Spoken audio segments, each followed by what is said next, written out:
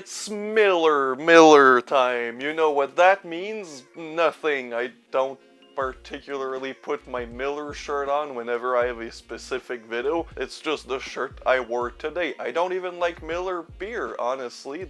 I got it for free at work. Anyways, DVD Blu-ray collection update. I didn't want to do a review, and even this video is late because I was at Fantasia Tuesday. I was working all weekend, so I didn't have time to produce a regularly scheduled video. Anyways, my collection has been growing with the Vinegar Syndrome, of course, subscriber week, which I didn't expect to buy as much stuff as I did. But as always, I always overdo it. And then there were box sets, and then just individual releases. Yeah, I don't know why I got so crazy in the last month, but I did. And here are what I picked up. So I'm gonna start with something quirky. A box set that I got at my local flea market, which I was not expecting to find anything of quality there.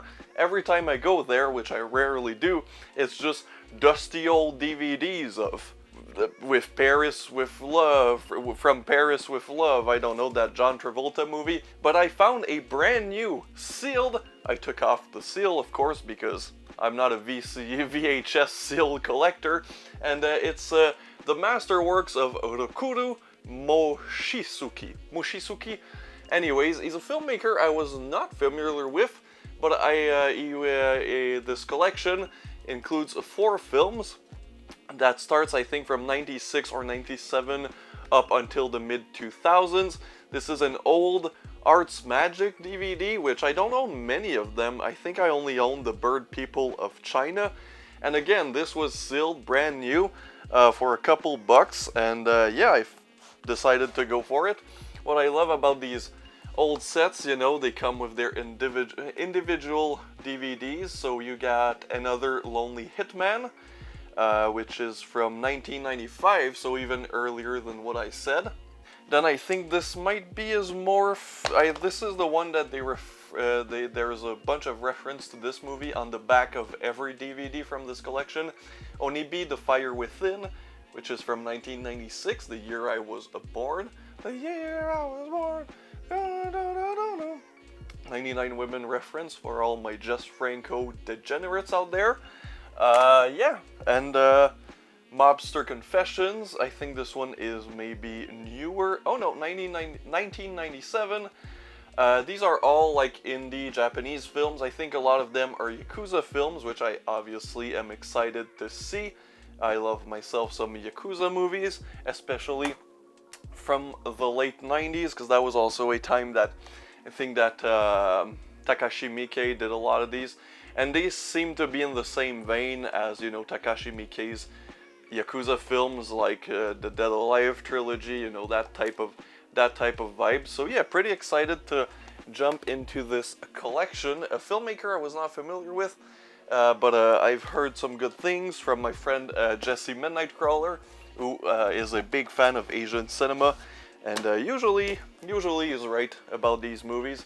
So yeah, pretty excited to jump into that one. Now, because I got some gift cards on Amazon, which is also a reason I spent so much this month, is I didn't even spend that much. I just had a lot of gift cards on Amazon. And I decided to buy this because I wanted this ever since it was announced. Of course, quality Nun films. It is the Nasty Habit box set. I think this came out in what, a couple years ago at this point, and I was surprised because it was available on Amazon.ca for a reasonable price. I mean, Severin box sets are kind of have gotten expensive, I feel like, and most of them in Canada are like over $150. Except for this and House of Psychotic Women, which I have the book, so I should probably pick up the box set. And yeah, this ended up costing me just like 50 bucks, 50 Canadian, which is pretty good, because even the $80 price tag, that's asking a lot for quality motion pictures from such directors as Joe D'Amato and Bruno Mattei, because I'm pretty sure two of these are actually Mattei. Some of these I'm gonna have a hard time showing the cover. What am I doing? What am I doing? I am confused. Where do I put this? I need to focus on this. Jesus Christ. What am I doing? Anyways, this is the first one. This is one that I've heard about because this is a Bruno Mattei one. Of course, one of my unironically favorite directors of all time. It is the true story of the nun of Monza. So yeah, these are all Italian nunsploitation films, so you know what to expect. This one has nudity on the cover, so I'll cover it. This is Images in a Convent from, of course, Joe D'Amato, one of the GOATs, from 1979. I will not show you the back because there's even more nudity. Yeah, these are naughty nun films. Kind of know what you're getting into with these. We got Story of a Cloistered Nun? Oyster. I'm suddenly British. This one is not directed by Bruno Mattei or Joe D'Amato. It is directed by Domenico Paola. Not a director I'm familiar with. I'm sure he made 2 movies. And then we got the final one, Cristina the Devil Nun. I cannot show the back for this one, or maybe, yeah, I can. And this one is directed by Sergio Bergonzoli, which is another director that I'm not too familiar with, because a lot of these very low budget trashy Italian film directors, they did just a couple in their entire career. Like, you had the Claudio Fragasso, the Bruno Mattei, the Joe D'Amato, who made shit, I think Bruno Mattei, did he direct a couple, 50? And then you had these little Italian directors who worked in lower budget exploitation trash films, but they only made 1 or 2, and maybe after that they did some porn, or they just completely retired, especially in the mid to late 80s whenever the entire industry kind of fell. So that's interesting. Some directors I'm not familiar with, and of course Bruno Mattei and Joe D'Amato, because they always have to show up in these Severin collections. So yeah, that's pretty cool. You know, I love myself some naughty nuns. As a Catholic, it kind of turns me on.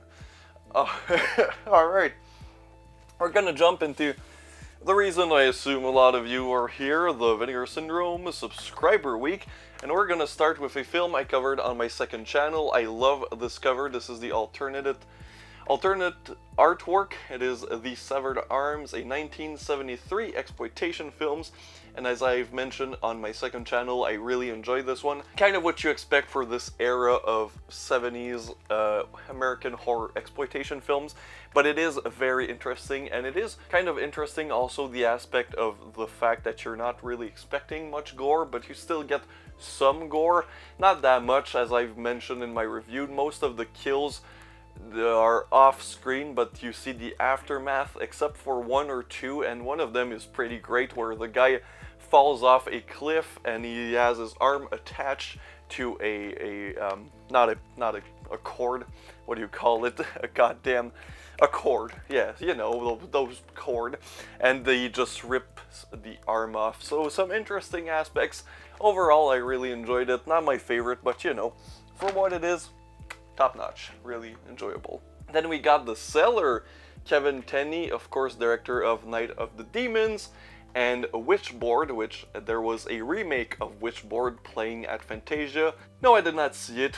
Do I really need to see a Witchboard remake? But my friend Grindhouse Funhouse, who I was at Fantasia with, did see it, and he told me it felt like a 90s film. So it's a 2024 film remaking an 80s film that feels like a 90s movie.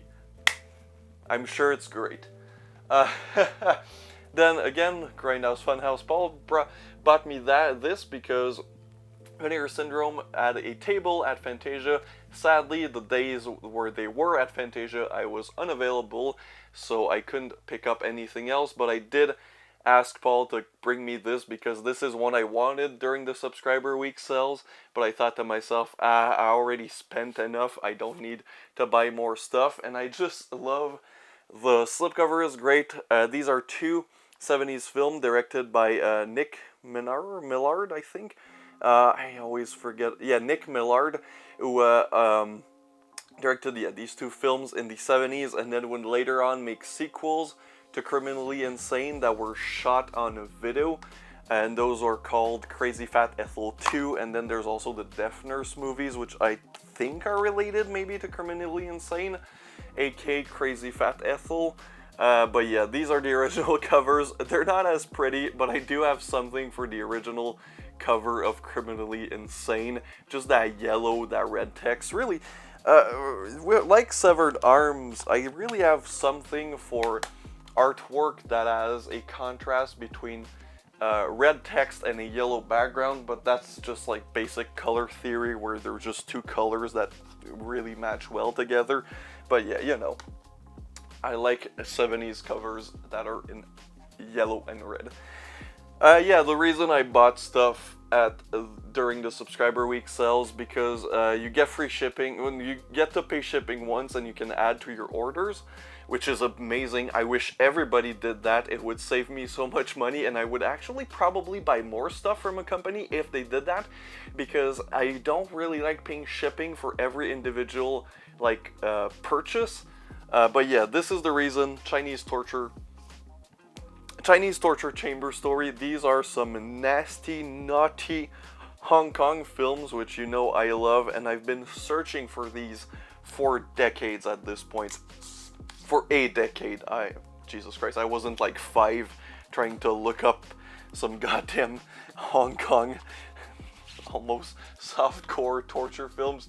But like, whenever I got really into more like extreme like horror genre, I learned about this, and I had the DVD in a wish list on Amazon that I called Out of Print, which were just movies I really wanted but weren't available anymore, and I was just hoping somebody would sell one for like 50 bucks, you know. I was ready to pay 50 bucks for this DVD, and that DVD I don't think was even that great. I think it was kind of like a gray market that only had the English dub, because that's how I ended up finding a file for that movie. It was an HD transfer, but of the English dub. I don't know where that file, where the people who uploaded that got that.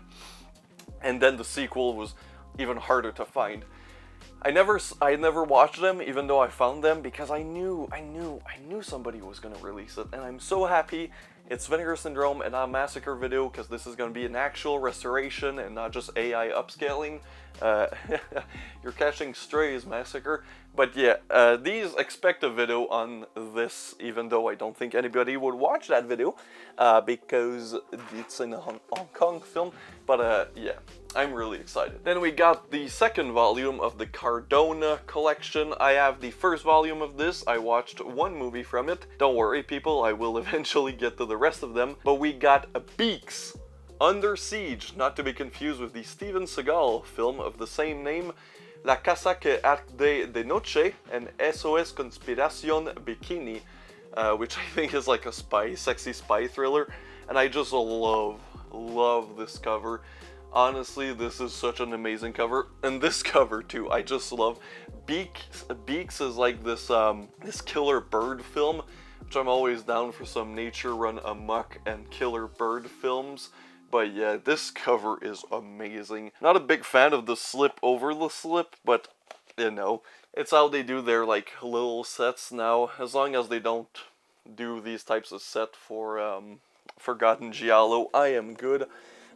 Because I want my collection to look proper. Then we have a return to their OG drive-in collection that they just randomly released on Blu-ray, this double feature of Stanley and Horror High. I love their drive-in collection. That's what got me into Vinegar Syndrome, because I'd see them at cons, and they had those DVDs for like 10 bucks and 2 movies for 10 bucks. I don't really care about the quality. I'm like 17, 18. I just want some goddamn exploitation movies. I'm fiending for some exploitation movies, and then Vinegar Syndrome had a bunch of them. I don't have that many of those. I think I have 5 from that collection, but I really like the design of these, and the alternate artwork is that old drive-in collection. Like, look at this. Just the colors and the way this looks. I don't know. I guess I'm just really nostalgic, because, you know, that's what, when I was getting into horror and exploitation, that's just what I liked, those old Vinegar Syndrome DVDs. And yeah, I've seen Horror High before, because it was often on multi-packs, especially from Mill Creek, where you had these 10, 15, 25, 50 drive-in movies. You'd always see Horror High, and I think Stanley too. So Horror High, I've already seen. I think I gave it a 3 out of 5 on Letterboxd. So that was when I was much harsher, much younger, didn't have as much patience, and that was on a shitty transfer. So it's probably a great film that I just need to rewatch as an adult now, and on a transfer that I can actually see the gosh darn movie. But yeah, love me. The slipcover is pretty cool. Yeah, that the Stanley cover is amazing, and the Horror High too. They're just honestly, like, artwork wise, I think this was my favorite purchase of this lot. Then we have some Dario Argento, Trauma, 90s Argento, 93.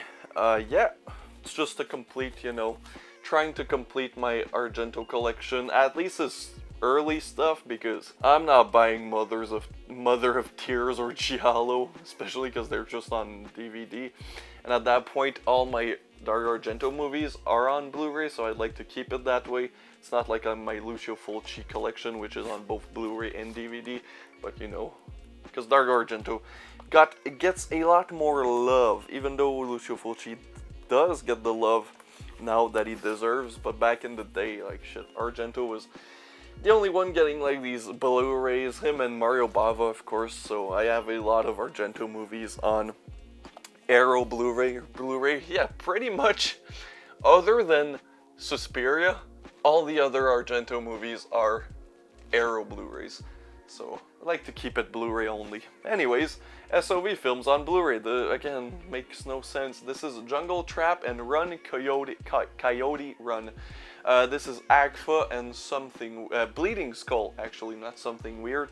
And these are two films from director James Bryan. Who is that? I don't know, but apparently he made two movies in 1990 and 1987. Shot on Video Films. I think Jungle Trap, yeah. So Jungle Trap was started in 1990 and then finished, I think, by Bleeding Skulls and Agfa in 2016. And yeah, these are just SSo Films. I haven't seen them yet. I do love myself some SSo Films. This cover's pretty cool. And yeah, this back cover, and then you get the screenshots, and it's like SSo 80s greatness. But yeah, that's it for the Vinegar Syndrome subscriber week stuff. But don't worry, because I got more stuff. My good friend, yeah, I'll start with that. Alex, you know who you are. My movie sugar daddy, I guess, because he sent me two things this month. And the first one, The Beach Bum, which he really likes. I haven't seen it yet. I'm honestly now well versed in Harmony Korine. I have seen Kids. I love Kids. Oh, Jesus Christ, that sounded wrong. I love the movie Kids. And I've seen, in my younger days, when I was much more judgmental, because I think I heard somebody that I liked on a YouTube video say it wasn't good, but Spring Breakers, so I need to rewatch Spring Breakers, and I feel like this is in the same vein as that film. So thank you, Alex, once again. Got more stuff from you coming up. That was just on top of the pile. Then some DVDs. We got The Taint from Troma. This cover is amazing. I've covered this film. You've probably seen it. I think it's like my most successful recent videos. But this DVD is pretty cool, honestly, for what it is. Like this slim, I don't know how you call these, digipacks or some stuff like that.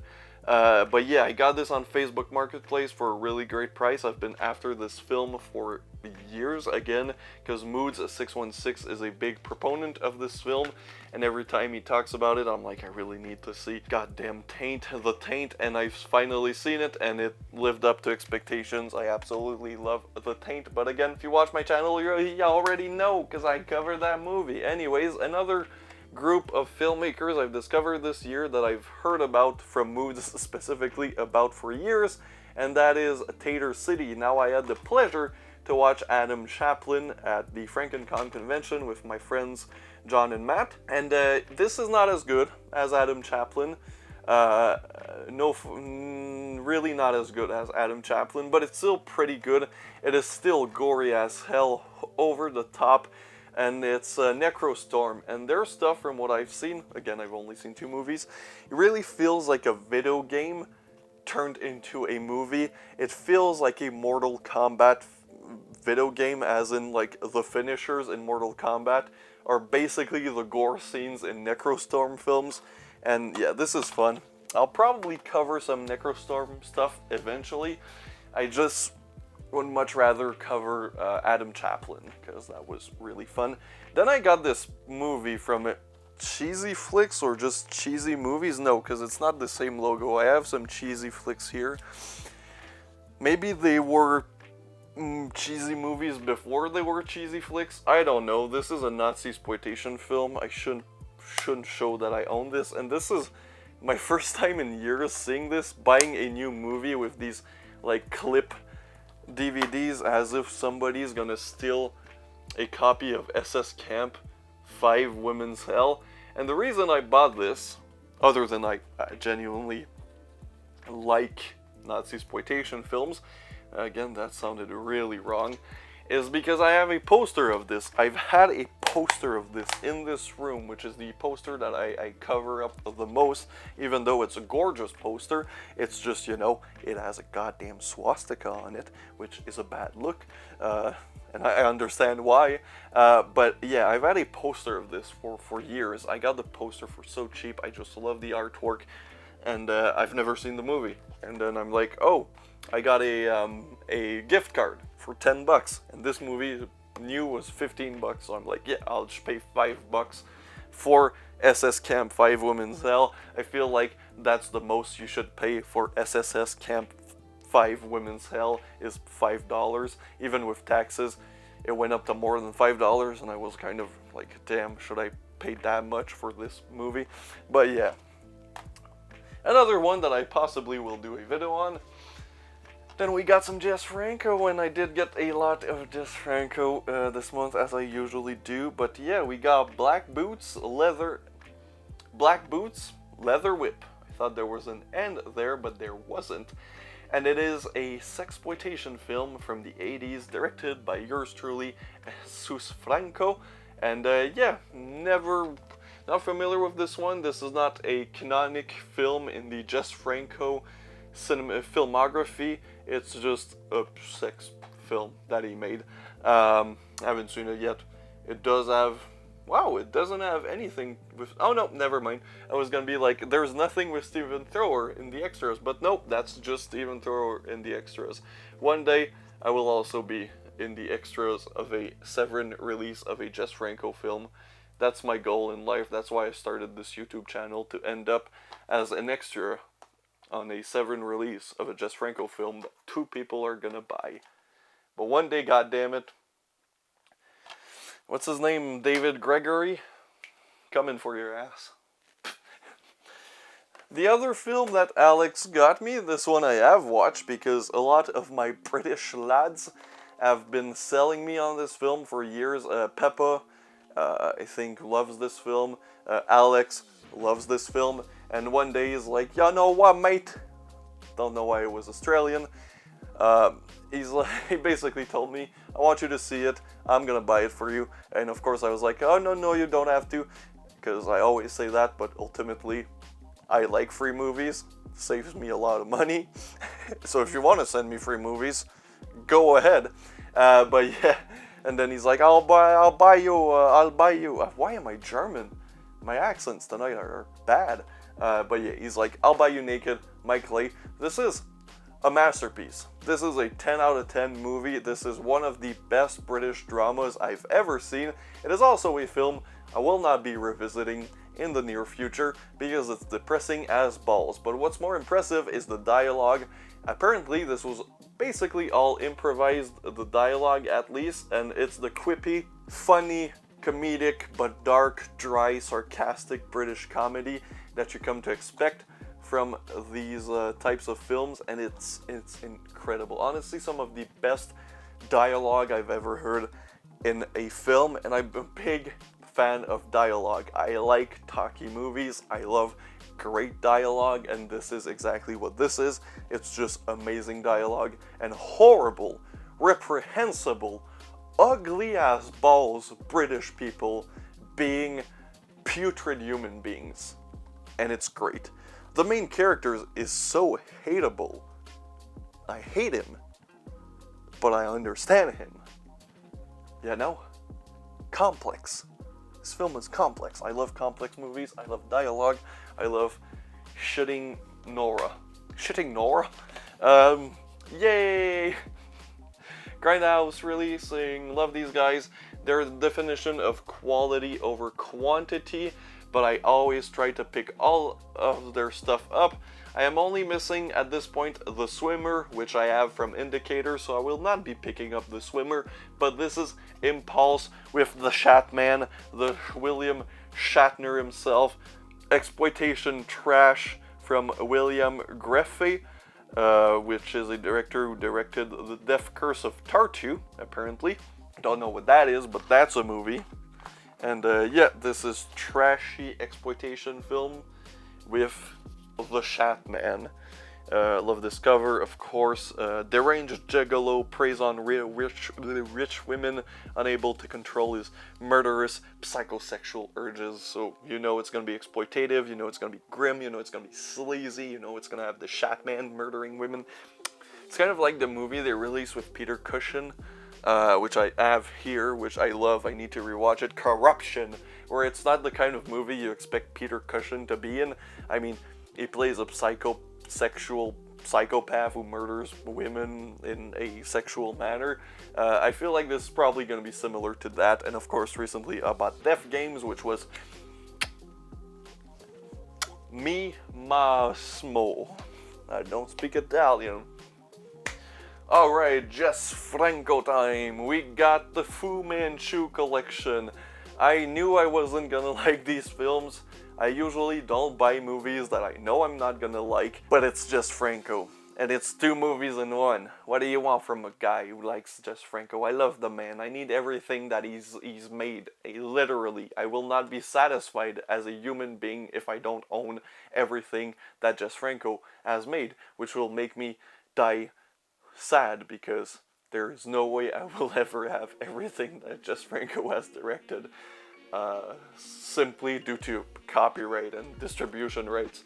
But yeah, Christopher Lee in The Blood of Fu Manchu and The Castle of Fu Manchu, and I watch The Blood of Fu Manchu. It's not a bad movie, it's just dry, not exciting, and there's very little Christopher Lee playing Fu Manchu, which is a sentence that's definitely, yes, a British bloke plays an Asian villain. It was the 60s. They threw some eye makeup on him and they're like, you're Chinese. Something different from Franco. It's not not really. From that era, Franco, he was working in so many genres, including some noir films, which I've seen one, which was kind of really good, surprisingly enough, because you don't really associate Franco with the noir genre. You associate him with psychosexual, psychedelic, very explicit sexploitation films and some horror films. You're not really like, oh, he makes some good spy thrillers, but he did a lot of them, and most of them are pretty decent. So I'm pretty excited to watch this, because this is basically a James Bond sort of riff, but directed by Jess Franco from the early 60s, mid-60s, 66, so yeah. I guess it's gonna be similar to, which one is, the Franco Noirs, the ones I was talking about that are surprisingly pretty decent. They're not like the best noir films ever, but for what they are, as myself, not a big fan of the noir genre, I enjoy them. So I assume I'll enjoy this. It's Attack of the Robots. I like this cover. It's a really cool cover. Yeah. But I haven't seen it. Is there special features? English soundtrack. Oh, Tim Lucas. Okay, it's either Thor or Tim Lucas. Tim Lucas makes sense, because Redemption. Oasis of the Zombies, the most unfairly hated Jess Franco film probably ever. It's not like this incredible masterpiece of a zombie subgenre, but like all the reviews are like, this is terrible, blah, blah, blah, blah, blah, blah, blah, blah, blah. And then you watch it and you're like, it's just a decent zombie flick. Honestly, it's just a pretty decent, a bit above average zombie flick. It is very slow. It is a French zombie movie, after all, from the 80s. 82, yeah. So like it is very slow. It is very talky. It is very, very slow to get there. But when it gets there, it's actually pretty entertaining. But I feel like most people are reviewing this from the cut that is mostly widely available in North America, because again, this film was on a lot of those like Mill Creek 50 movie box sets. So I expect a lot of people to watch that cut to say, oh, it's terrible, and then rate it badly. But when the real cut is right there, well, actually this is out of print. I've almost completed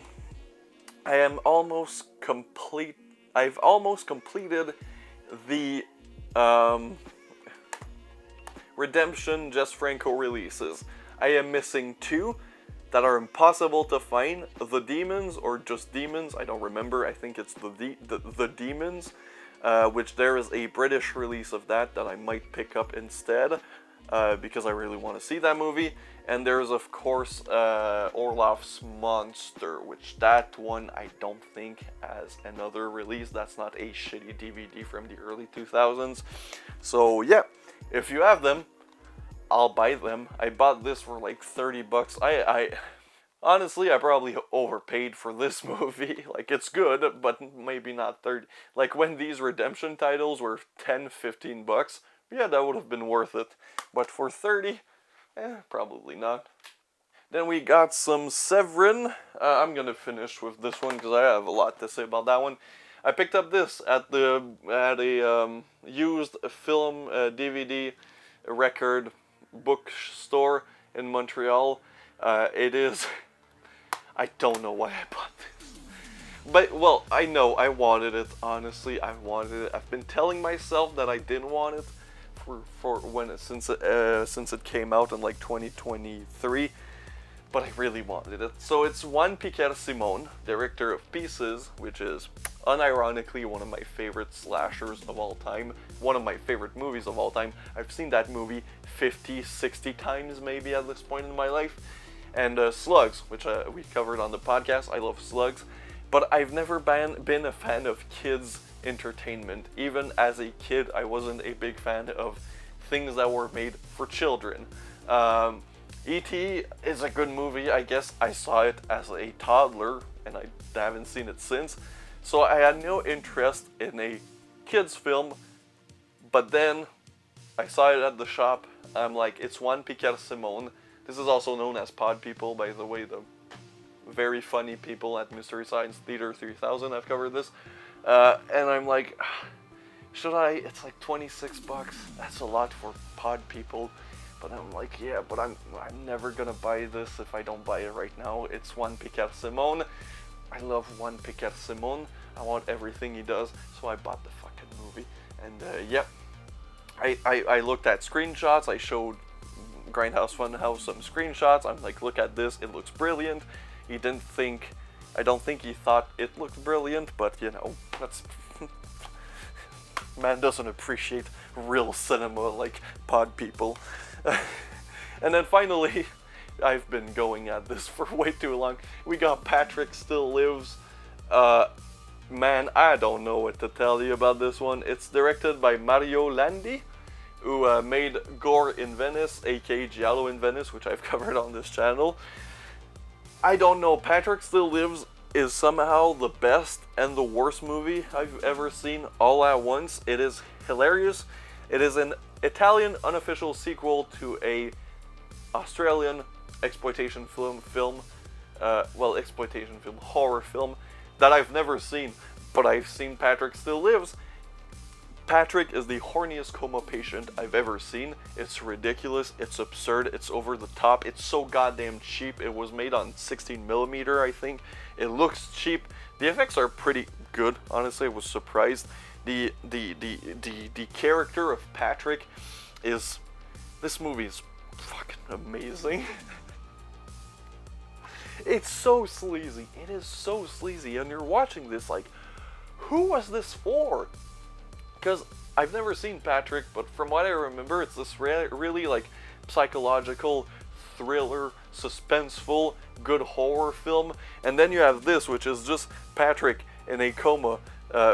making naked women fight each other. Like, what is going? I love this, but I hate it at the same time. I need to rewatch it, but I do think I'm gonna rewatch it intoxicated. Should I show this to my friends? I'm having a little get together with some friends this weekend. We usually watch 1 or 2 movies and then we play Mario Kart. Are they ready to see Patrick Still Lives? Don't think anybody is. I don't think this movie's for human consumption.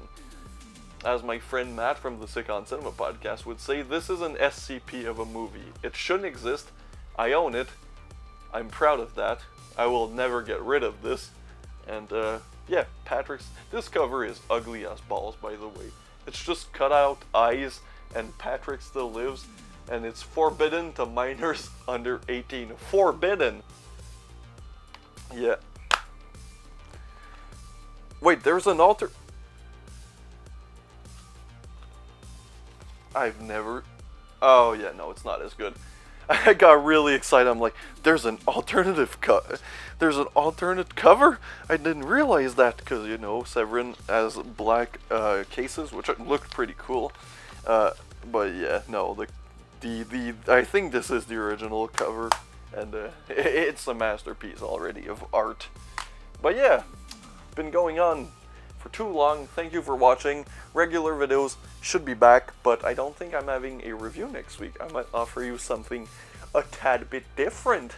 But I also will have some Fantasia related content. I'm done with Fantasia this year. It was great. It was fun. I ended it on Cube, which is a banger way to end it. So I'm happy with my Fantasia experience. So yeah. Pee pee poo poo caca. Just look at that. Just those words will get this video demonetized.